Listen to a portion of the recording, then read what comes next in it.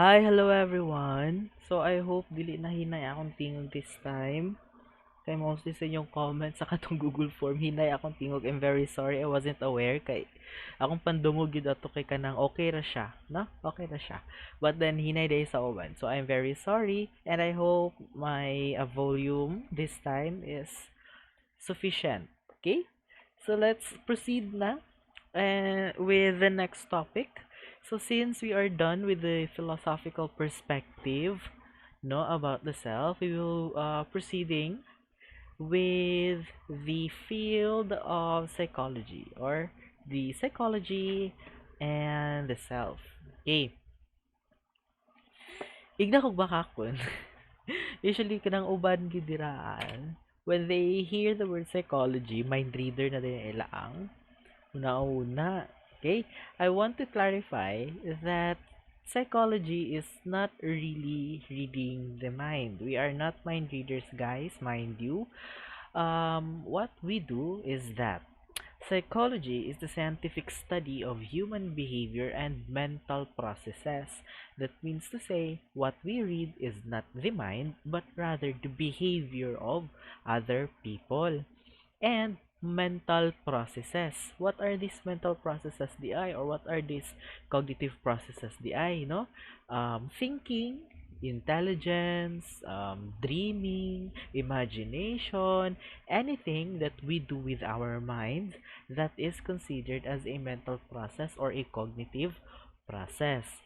And since psychology is the scientific study of human behavior, tinuod ang tinuod yun ang mga psychology, ang mga nagkuan og psychology, mga himantayon, char lang. Ito himantayon na sila because we often see how people behave man good, okay? And psychology is a dynamic field of study that seek to explain, understand, and predict human behavior. That's what I've said. Now, in the in the psychological field, we often believe that the self is a cognitive construction, meaning to say it is a product of our mind, no?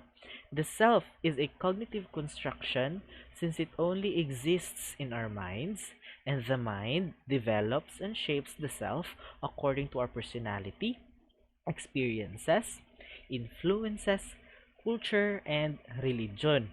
Meaning to say, the mind, murag siya ang factory bitaw nga siya ang mag-shape sa katong mga factors nga ato ang na-experience, no? The things that we learn from our parents, no? The things nga, for example, ila ang kultura, religion, even the personality that we have, it is our mind that shapes that in order for us to have the self that we have now. That is why mura bitawag ang dating kay ang mind is the repository of all things that we have experienced. And from the repository itself, sila ang gagisa so that we have the self that we have right now. Okay? Now, in this topic, we will be discussing many persons behind their own definition about the self. They are inclined with in the field of psychology mostly, no?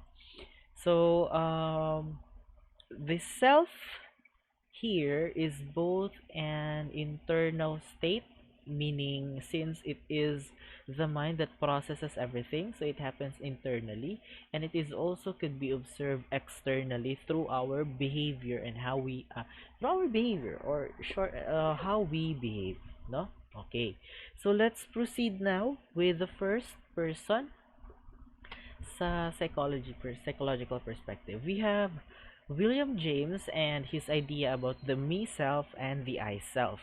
The me and the I. Okay. Before anything else, William James is actually the dili siya founder, but he started the functionalistic school of thought in psychology wherein its focus is to know the function of behavior in the adaptation of individuals to their environment.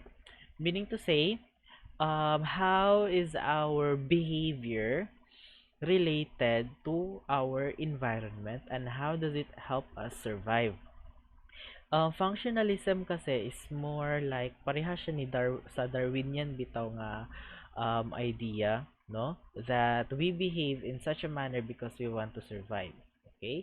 Or bitaw, some people are maldita because they just need to become strong. Okay? They don't want to be seen as a weak individual. Okay? More in ana ang ato ang thought about functionalism. Okay? Clear? Okay. So he developed a theory of the self in which he said that the self thou is both the knower and the known. The knower which is the I and the known which is the me. So unsa ning I, unsa ning me, unsa ang ilahang kalahian. Ay balik. Okay. So the before we go to the differences nila, according to William James daw, the total self, no, is the totality of the I self and the me self, meaning to say it is a duplex entity, partly the object and partly the subject. The I self and the me self corresponds to your total self. The I self is the doer, the experiencer, and the agent. Okay? So basically, it is the one experiencing the here and now. The me self is the narrative self, the one that exists in the past, the future, and as well as in the present. So to make this much more understandable, the I experiences weather and interact with other people. Being aware of the consciousness, the I exists only in the here and now, meaning to say, the I self is the thing that is actually existing in the here and now, or your consciousness that is existing in the here and now. For example, the part of yourself that is listening to my discussion, the part of yourself that is maybe taking down notes while I am talking, the part of yourself that is very much anxious kay tungod basig mawala ang internet, no, the part of yourself that is aware of the present happenings right now sa inyo ang palibot is the I self. Okay, so it only exists in the present, it only exists in the here and now. Okay, while the me part is the repository of all the experiences of the individual, meaning to say the me part is the kumbaga mura siya kahon of everything that the individual has experienced. That's why appeal siya sa the me part of the self includes the past, no, the present, and the future. We have our own visions of ourselves, and that is also a part of the me self. Okay? So, mura dahil siya sir nga ang imo ang nga I, mapartner na siya sa imo ang me self na dayon na after it happened. Yes, of course, the experiences of your I will become a part of your me self. Okay? So there are three components of the me self. We have the material self, we have the social self, and we have the spiritual self. Okay? So the different components correspond to the aspects of our lives that influences and shapes who we are as we live through different experiences. Meaning to say, the aspects of our life, no, that is quite influential to us, no, creates these three components of our me self. So unsa dining tulo ka components sa ato ang me self, no?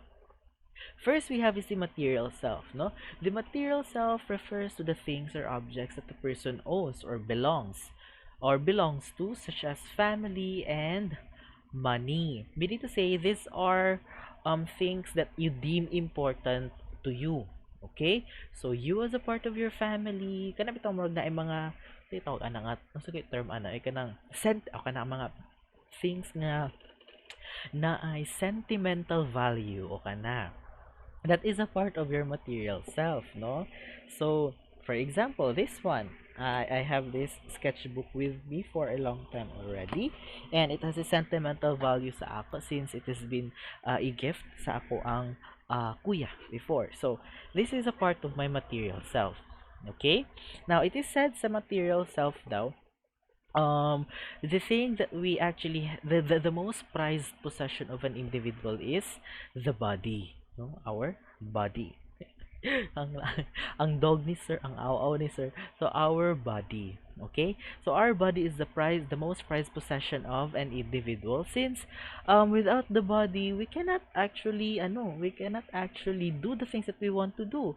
So that is why we must take care of our body. Kung kabantay bitaw mo, na ay mga people nga kusog kay mag-gym, very body conscious kaayo, no? That is okay, since they are actually trying to take care of their body. They are quite aware, no? Nga that is an important aspect sa ato ang kinabuhi.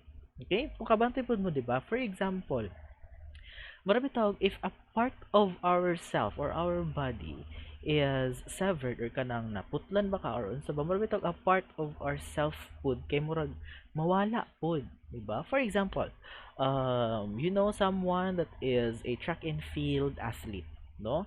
And then kanang murag sadly na siya na experience, no, nabanggaan siya or sa na aksidente siya ana, and then her feet or his feet needs to be amputated. Okay, dapat siya i-remove kay baso yung nagbaga complications and all. And pagmata niya, wala na siya tiil. Unya, as track and field athlete siya, and then maybe tawag a part of yourself will also lose, no? There will be something lost the eye, no? That is a part of yourself. Okay? So marag inana ang dating sa ato ang body. Okay, material self, the things that we own. So we often define ourselves from the family that we are born into, and it shapes our sense of who we are. So our family, our friends that we call as our own is also a part of material self. Okay, so money is an important aspect of the material self in that it changes how the person views him or herself with the amount of money that he or she has. Okay, money is very influential, but we will be talking about the material self later as we go to the economic self, no? Mas dadto na to masabtan ang idea about money, okay, and how does it shapes the personality of an individual. Okay, so that's it for the material self, no? Okay, let's move on with the social self. The social self refers to recognition which a person gets from other people, such as the need to be noticed favorably by the people who are important to us, and there is no greater punishment than to be ostracized by our peers in society. Facilitated by the need for emotional corrections with significant others, and Filipinos though are very relational beings, and we have that innate need to relate. Meaning to say, the social self is our part of the self that is actually connected with the society or the community. Since our social self feeds on the recognition or the acknowledgement that we gain, no, from other people. It is the part of ourself that is actually quite aware of how other people see us. Okay, the thing about social self, Manggod, the thing about social self is that we oftentimes tawag na, we oftentimes present different social selves.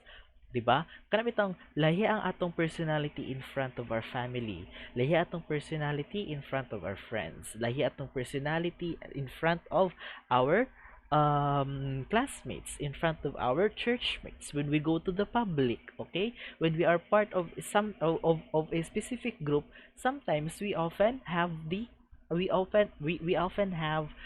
different personality. And that is because, according to William James, we often present different social selves depending on the people that you are with. Okay? Diba? Oh, there is no greater punishment than to be ostracized by your peers and society. And sometimes we tend to kana bitong integrate ourselves to them in such a way nga kung unsa sila magpamati nato koy unsa ilang ganahan makita sa ato apong himuon. Okay? 'Di ba? Kung angel ka sa in front of your family, ana, kabot sa in front sa imo ang friends na mas yawa pa sa nang yawa. So I don't know. I'm really sorry for the word. So yeah. So it's the reality. Okay? So that's it for the social self. Okay? Sorry for my words. Okay, and lastly we have the spiritual self. Okay, the spiritual self is dili siya dili siya connected with religion, okay? However, this is the self-awareness part of ourselves, okay? It is manifested by our ability to feel and think about ourselves, removed from other environment and circumstances. Our spiritual self is not only the ability to feel and think about ourselves, but it is also to know how other people think or how other people feels. Okay? This is what do we call this? Um basta ka na ba marag moment of enlightenment o marag inana ang spiritual self ug thing. To make this much to make this much more understandable, kung kabantay mo ana, our spiritual self often shows whenever we watch a movie and then we cry over it. It's because our spiritual self kay natandog sa katunga movie. We feel that okay, ay ani day ang feeling ana. So I think other people feel the same. What will other people think? Or what will other people feel pud if ever inani akong na feeling, so inana ang ato ang spiritual self, di ba? Kasi na nakatry dira og kuan be kanang sa tagan ay sinihan nga nag cry me a river gyud, di ba? So ako wala lang, share ko lang, so wala pa ako katry ana. Okay, so that's for the material, social and the spiritual self, no? So again, how we behave is determined by our true self, a totality of material self, social self, and spiritual self, and pure ego or the I. Okay? Now, through the self, we can become whoever we want to be as long as we strive for it. Okay, so, Marsha og inspirational nga check ka. No? Through the self, we can become whoever we want to be as long as we strive for it. So again, William James, the total self is the totality of the material self, no, social self, spiritual self, the pure ego or the I. Okay, so that's for William James. Okay, moving on with Murray Bowen. Murray Bowen developed a theory of the self as part of his family systems theory. So the family systems theory is not really our concern here. But what we will be talking more about Murray Bowen is the difference between the global and the differentiated models about the self. Okay, so according to Murray Bowen kasi, there are two types of individuals. We have the differentiated individual and we have the fused individual. Now, differentiation and fusion refers to the extent in which an individual can separate their emotion and intellectual selves. Okay, Murray Bowen acknowledges the idea that we are both a rational and a being that can feel as well. Okay, now the differentiated selves have a strong intellectual aspect that can take control of their emotions. Meaning to say, this is called as the solid self. The differentiated individual mo ni siya ang atuang kanang mga logical thinkers, kanang maka-think before you click o kanang mga inana. Okay? Fused individual on the other hand will respond to life situations emotionally all the time. And fused individuals are called they have this what we call as the pseudo self. Okay? So meaning to say, it's quite true man na may duha ka buk types of people bang yun. Emotional and kanang mga maka-think thoroughly nga mga persons or people. Okay, so differentiated individuals is able to handle stress better daw than highly fused individual. Ano ka ha? They can also function effectively in any life situations as the intellectual aspect can provide direction and reason while still being able to feel and experience the event and thus facilitate learning and better adjustment. Now, the thing about a differentiated individual kasi is that an individual who is differentiated in a sense can actually weigh the pros and cons of the things that he is experiencing. Okay?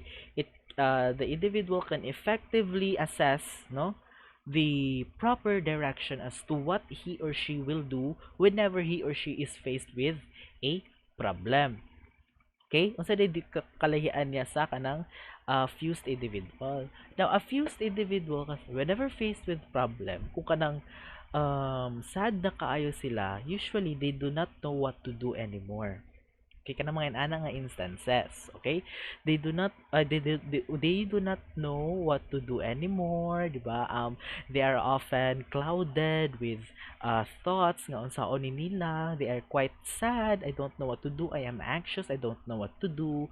Since ila ang ipadagan ng ilang emotion, they let their emotions get the best of them.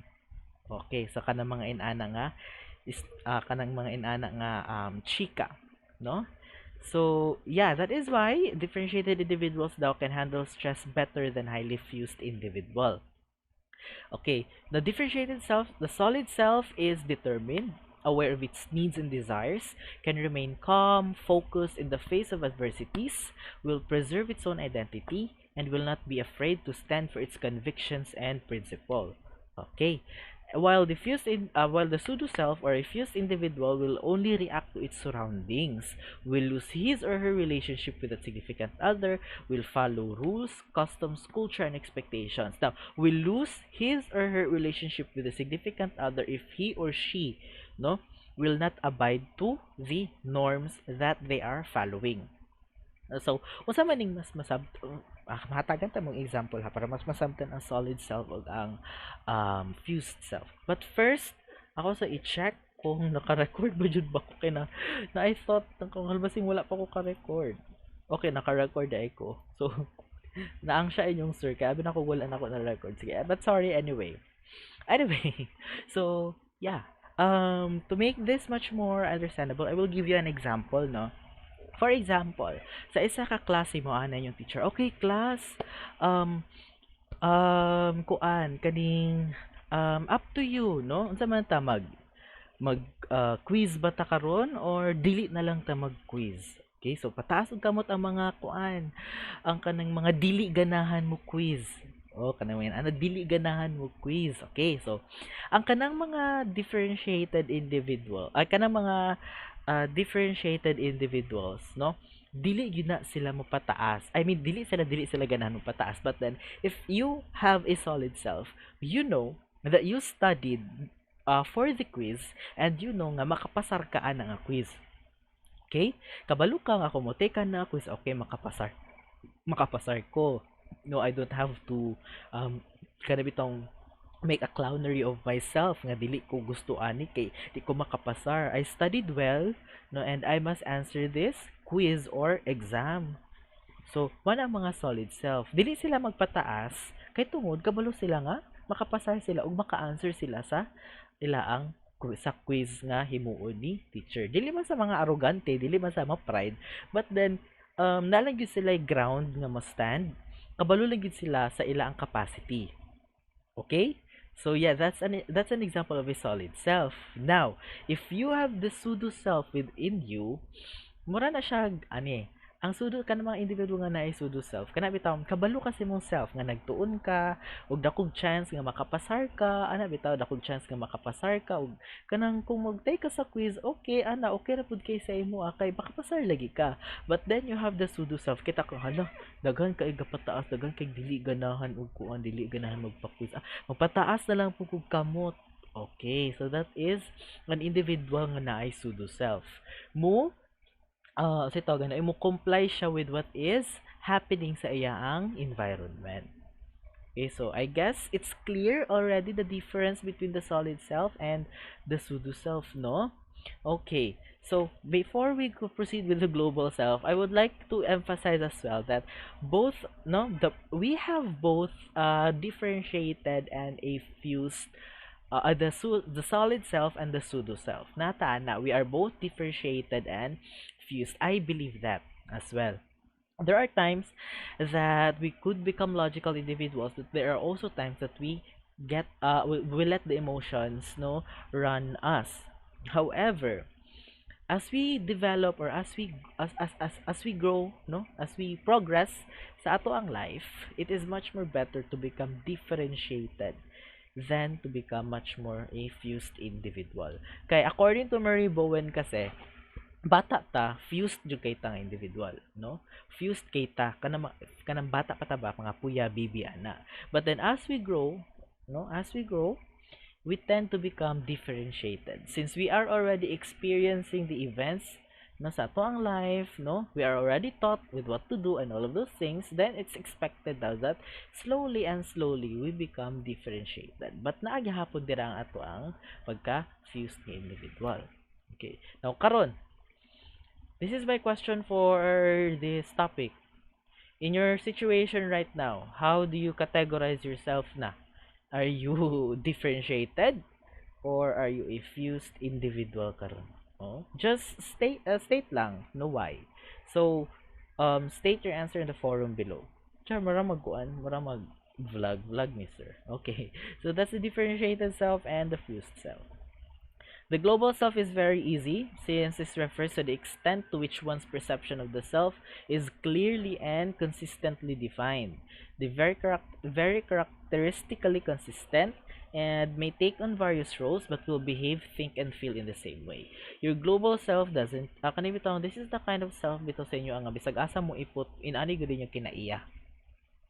Okay? In ani na gid mo. For example, di na kita bawala yung kinaiya nga malate mo. I mean kanang kabalo kang late na ka pero nothing will stop you from walking slowly because inana naman ko. Okay? Yaya jud ko mulihok, ana. So, bala nag-late ko kay nani naman hapon ko kada bitaw marag innate na siya sa imo. Di siya innate but that is something that is consistent every time, no? Kana bitaw prangka lang jud ka. Okay, na kay mga bagong friends, I mean, dili ka ganang so may po ka nga thank you ana pero dili po kami nga sikahan na dili po dito di ka ganahan ana pero kana bitang murag you know no nga sa una prangka pa lang ka so ikaw na mo layo kay basin maka check up pa kag di mao. Okay, so that's the idea about the global self. It is consistently defined, it is consistent all throughout situations. Okay, so yeah. Okay, next we have is the real and ideal self. We have here Karen Hornay. Hornay na siya guys ha. Hornay. Dili na siya horny. Okay? So, Karen Hornay, according to him, her, I'm sorry, my gosh. Mataka gid ako gamit pronouns ay. So, I'm sorry. Her. Man is endowed, according to her ha, man is endowed with the capacity and desire to develop his potentialities and become decent human beings. Moreover, she believed that man can change and go on changing as long as he lives. So, in a sense, Karen Horney believes that we are agents of ourselves. We have the control over our own lives, and that the since we are still living, we can still change something that we must change in order for us to survive. Okay? So Horney's vision of the self consisted of what she called the real self or the possible self and the ideal self or the impossible self. Okay? The thing about Karen Horney kasi, the thing that I love about Karen Horney is that her theory is very applicable. Dali na siya masabtan guys, promise. Okay? So the real self is a mental abstraction but can be real, felt, and certain. A system of potentialities imbued with talents, capacities, and predispositions that we are born with and will be able to develop given a positive and nurturing environment. Take note of that, okay? The person you actually are, it is how you behave right at the moment of a situation. It is who you are in reality and how you think, feel, or act at the present. That is our real self. Ahiran ako na siya i-explain kaya naapoy ka na murag diagram later para masasabtan siya. The ideal self on the other hand is the idealized image that overtakes the real self. Okay? This is the type of person we feel that we should be. The self that we become in order to survive in a potentially cruel world. Brings about another kind of self which is the despised self, wherein it is what this despised self is what we feel we become when we fail to live up to our own unrealistic expectations of who we should be. Now, the thing about this selves, tulo na sila kabuok actually. Ideal self, real self and the despised self. Okay? Now, Karen Horney's theory kasi is all about psychoanalytic social theory, wherein she said that psychoanalytic social theory daw is built on the assumption that cultural and social conditions, especially experiences during childhood, play a large role in the determination of the personality development. Kung kabantay mo diri the real self here, according to the definition by Karen Horney, she said that the real self will be able to develop given a positive and nurturing development. Okay? Now, the very first people that we interact with is our parents. Now, if our parents, during the time that we have already our real self, as early as as early as siguro the moment that we see ourselves as something that we want to be in the future, murag inana na gid atong ganahan in the future, no? If your parents itself, or the dili lang imong parents ha, but the guardians, kung kinsang imo ang kauban ana nga time sa imong life, if they are supportive, if they give your needs and all of those things, if they are loving and all kana bitong mga positive gid ang imong environment during that time, then your real self will develop and you will achieve self realization. Okay, for example, kabata nimo ganahan ka mahimong astronaut. That is your real self ha. The real self is ganahan ka mahimong astronaut, ganahan ka mahimong cook, ay ganahan ka mahimong chef or cook, ganahan ka mahimong pilot, okay ana. And then your parents is there to actually support you in all throughout your journey. Okay, go if you want that, then go. We will support you and all of those things. Then basically, you will achieve your real self, and that will develop, that will develop, and you will then achieve self-realization. That is an indication of a healthy person. Okay, if your real self is achieved. But according to Karen Horney, real self is not easily achieved kasi we have here kung kabantay mo diri okay, uh, kung kabantay mo diri kaning sa pikas na ay vacillation, we have here the splitting of the despised self and the ideal self, which makes you a neurotic person. What is a neurotic person di ay? Neurosis is a neurotic. This is a personality trait of an individual which is naa siya negative emotional state perbe. Ug nganong naaman ta ani? Nganong maka-develop man ta og despised self or ideal self? Balik ta sa definition sa ideal self ha. Okay. Ideal self is the type of person we feel that we should be, and this is the self that we become in order to survive in a potentially cruel world. Ngano man na siya? The ideal self develops because of the things nga imo ang na-experience during childhood. For example, ganahan ka imong pilot, pero imong parents ganahan may imong doktor. Okay? Ganahan mahimong doktor ang imuhang parents, no? And in order for you to survive, dili pa man ka makakuan sa imong self. So instead nga ganahan ka mag-engineering, naabot ka og nursing, kay mao man ay ganahan sa imong parents.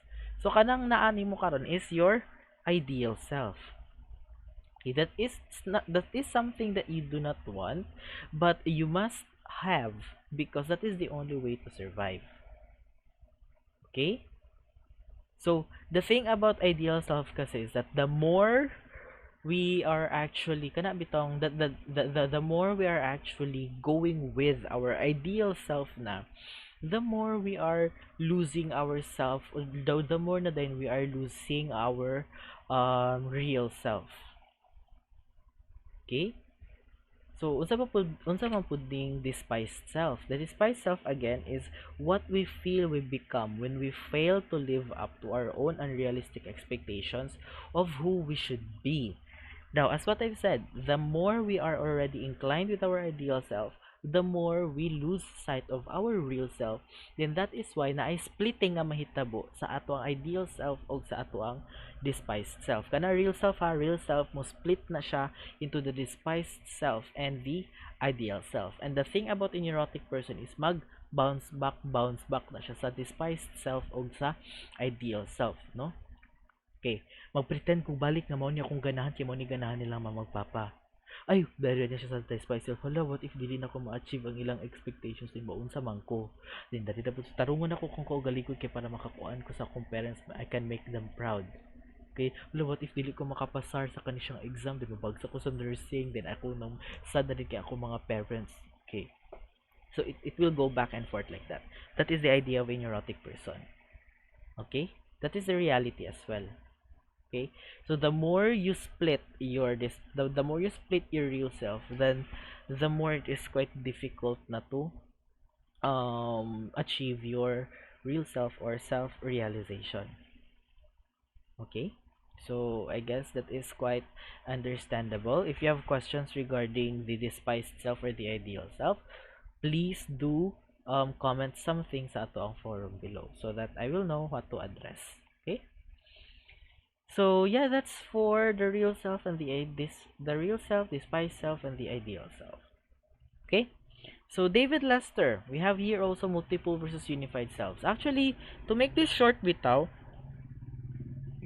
excuse me, the multiple versus unified self is just the same with that of the social self ni William James. Wherein, according to the multiple self theory ni David Lester, people may have multiple selves depending on depending on the experiences, goals, desires, and emotions to go through in life, and that is because it would be tasking for the mind to only have oneself.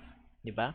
We have different personalities in front of our parents. Kato siya nga example nako. It's just the same with what David Lester has discussed. However, naa siya isa pod nga new concept which is the unified self. This is the integration of those multiple selves or sub-selves into one. Okay? It will commence when the individual has eliminated all the other sub-selves except for one, and the fusion of the separate sub-selves into a single one. Okay? Multiple sub-selves will form into a cohesive unit na dayon. Okay? So, that dapat siya idea about the true self, wherein according to him, it is inherently moral, good, and transcends situations and circumstances, and it is also culturally stable. This is governed by the moral compass, which is unchanging and will be the moral compass of the self. This is impervious to evil as it is inherently good. This is something that you believe to be as good. Mano imong true self. The false self is at the kabaliktaran of the true self. Okay, the false self refers to the role that we pretend to play or the appearance and behaviors that we take on but do not really reflect how we truly are. For example, we often scold our mga manghod, di ba? Atong giaway ang ato ang manghod, ato silang gikasab-an. We sometimes ato silang gikasab-an not because we are angry with them, not because ganahan na kita mapakasakit nila, but we scold them because they did something wrong and that we just want to discipline them. And oftentimes, nag-care lang pud ta nila. So next time, sagpa yung manghod. Gisagpa ti ka kay nag-care ko nimo. Oh, kana mga inana. Wala ingon si Sir false self dayon to, okay? So that's the idea of false self. Okay? Now we have the last part. We have the self as proactive and agentic. Albert Bandura, according to him daw, this self is developed through, or the personality is developed through the interaction of behavioral, cognitive, and environmental factors. Okay, meaning to say, our behavior, the way we process our behavior, and the environmental factors play an important role in the development of our personality. Okay, now being proactive is the ability to anticipate and plan for future events and needs and to be able to work hard towards it. Okay, people are active participants and contribute towards the success of their endeavors in life. Okay, now the individual can only be proactive if he or she is agentic. You can only be able to control your life if you are agentic. This is the ability of the self to influence intentionally one's functioning and life circumstances. The thing about being agentic is that you can never be agentic if you are still depending on other people. Okay, since this is the ability to influence yourself intentionally. Okay, so you will be having difficulty to influence yourself if ever you are still clinging to other people. Okay, Bandura believe that we are dynamic contributor to our own lives. Pwede to say, we should move, no? Lihok tawo. Okay, lihok tawo. We should be the one that is processing. We should be the one that is doing that is doing something in order to develop the stuff that we have right now. Okay, so as an individual with agency, you can take charge of your circumstances and plan your courses and your performances so that you would be able to transfer to a course that will be more suited to your interest. Na maganda siya example dapat, but then I guess I am stretching the time already. Hapit na siguro rin mag 1 hour. But the thing about being agentic kasi, or example mo gud ani, kay kana bitaw dili ka ganahan nga dili ka ganahan sa imong course, so you have to be you will like to transfer to other course. So as a person with as an agentic individual, bahala pa ganahan imong parents nga kana imong kurso kay agentic man ka, dili ka mapadala sa ilaha. Okay? Or you will do other things, no? Nga makuan ka pa nila ang ganahan, but then at the same time masunod ang imuha. So that's the idea of being agentic. Okay? So personal agency is said to begin as soon as you recognize yourself, as what I've said, as separate from your parents. So agentic development, crying tantrums will immediately get what you want. Pero dili na siya ingon nga important. Okay?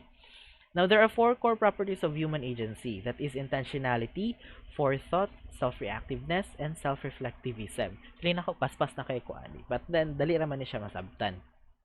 Intentionality is the ability to plan and in working towards realizing that plan. Okay?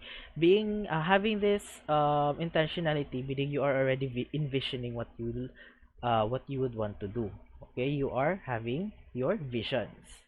Okay? Intentions. Forethought, the envisioning of the future and making use of that vision to motivate the present behavior. Being able to anticipate what the future will be and to plan a course of action based on the anticipated future event. So you already have this intention to do something, you already have this vision. Forethought talks about being motivated by that vision. Okay, you are now motivated by having your own vision, thus you will now know what to do next. Okay, from the future itself, you will now be anticipating what will happen, what will be your course of action, now based on what you have seen as a visionary individual, as a visionary, na lang, okay? Next, we have self-reactiveness. This is the ability to construct appropriate systems of behaviors that will address the anticipated course of events which may not be favorable to the individual. Self-reactiveness actually talks about being able to become adaptive if ever what you plan ahead will not work, di ba? So, kung dili mag-work mong plan A, you already have plan B. Kung dili mag-work mong plan B, nakay plan C. And naapatay 26 letters sa ato ang alphabet. 26 ba? Nabugo na si sir. Okay, so that's the idea of self-reactiveness. And lastly is the most important, self-reflectivism. This is the ability to learn from life events. This is to reflect on the course of action taken and to be able to assess their own self-efficacy. Self-reflectivism is, as what you've known, learning something from what you have experienced. No? May it be a bad experience, may it be a good experience, any experience that you have, you will learn something from it. Okay? So that is self-reflectivism. Assessing self-efficacy. The self-efficacy is an important facet of human agency. It is the ability to assess one's capacity to be able to accomplish what they set out to do. Because through self-reflectivism, self-efficacy is like talking bitaw what are your strengths and your weaknesses as an individual.